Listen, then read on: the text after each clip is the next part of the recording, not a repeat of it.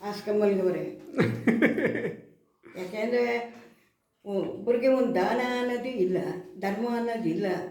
ನಾನು ಉದ್ಧಾರ ಆಗಬೇಕು, ನಾನು ಉದ್ಧಾರ ಆಗಬೇಕು ಅಂತ ಗೋರ್ಕೊಂಡು ತಿನ್ನೋರಿಗೆ ಎಲ್ಲೇ ತಿಂತೆ, ಹೊಲಲ್ಲೇ ಬೆಳೆಯಲ್ಲ, ಹಾಳಾಗೋಗುತ್ತೆ, ಒಣಗೋಗುತ್ತೆ, ಗಿಡ ಚಿಗುರಲ್ಲ. ಇಂಥ ಪರಿಸ್ಥಿತಿ ಅವ್ರಿಗೂ ಕಾಸು ಬೇಕು, ನಮಗೆ ತಿನ್ನೋಕ್ಕೆ ಸಾಕಾದಷ್ಟು ಟೊಮೊಟೊ ಸಿಕ್ಕಲ್ಲ, ಬದನೆಕಾಯಿ ಸಿಕ್ಕಲ್ಲ, ಮೆಣಸಿನ್ಕಾಯಿ, ಈರುಳ್ಳಿ, ಬೆಳ್ಳುಳ್ಳಿ ಎಲ್ಲ ನಾವು ಕೇಳಿದಷ್ಟು ನಮ್ಗೆ ಸಿಕ್ಕಲ್ಲ. ಅಷ್ಟೇ ಕಣಪ್ಪ. ಅದನ್ನ ಜ್ಞಾಪಿಸ್ಕೊಂಡೆ.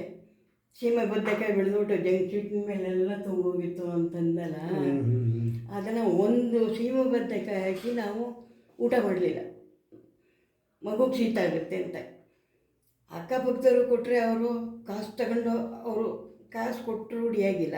ನಾವು ದಾನ ಕೊಟ್ಟು ಪುಣ್ಯ ಪಡ್ಕೊಳ್ಳೋಣ ಅಂತ ಕೊಟ್ಟು ತಿನ್ನಿಸ್ತು ಆವಾಗ.